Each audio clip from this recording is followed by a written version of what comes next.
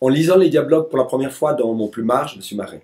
La deuxième fois, quand je les ai lus à la table, je me suis marré encore plus. Quand je les ai lus avec mes enfants, on s'est fendu la poire. Puis après, quand j'ai commencé à aller travailler avec les comédiens professionnels, on n'arrêtait pas de rire tout le temps. Donc, c'est des textes qui résistent. Et c'est pas un rire gratuit, c'est un rire profond, c'est un rire métaphysique qui nous fait penser à nous-mêmes, à qui nous sommes, où on va, et notre destin d'être humain sur cette terre.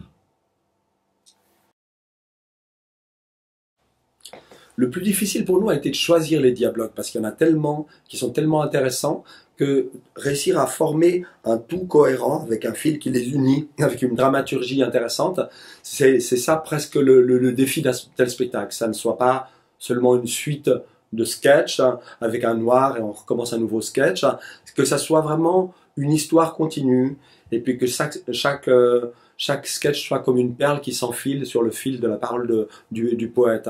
Parfois, on les retrouve sur une île déserte, un petit caillou avec la marée qui monte, et ça finit en faisant bloup, bloup, bloup. Ils continuent à discuter sous l'eau. Parfois, ils dissertent sur la mort d'un moineau, le moineau de Georges.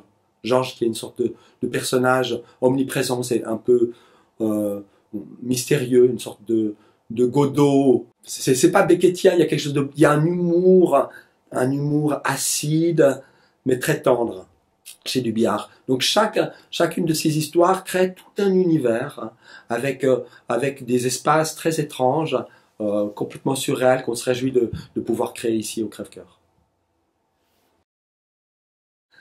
Le théâtre de Dubillard, c'est un théâtre de la métamorphose, où les comédiens sont tout le temps en train de se transformer, de changer d'identité, de jouer avec leur identité. C'est un théâtre extrêmement ludique, basé sur le jeu d'acteurs et sur le langage, et qui n'est pas du tout réaliste. Il est toujours à la frontière de l'absurde.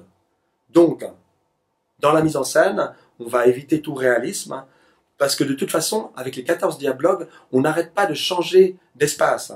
On est au bord de la mer, on est au sommet d'une montagne, on est dans une forêt, on est dans un placard à observer les voisins. Donc, on va créer des images subjectives, un univers onirique, avec des lumières non conventionnelles, des lampes de poche, des réflexions sur un miroir, tout d'un coup des silhouettes en contre, des ombres, des LED, donc des sources autoportées pour créer tout d'un coup ces univers décalés et entrer en résonance avec l'univers de Dubillard.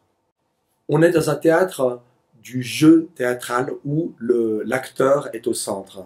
Et dans ce sens-là, le rapport acteur-spectateur, la connivence, l'intimité est essentielle. Et le Crève-Cœur s'y prête particulièrement bien parce qu'on est extrêmement proche des spectateurs, on peut leur susurrer à l'oreille et on n'est même pas dans un rapport frontal, on est dans un rapport bifrontal. Donc on est dans un rapport participatif de célébration de l'œuvre de Dubillard.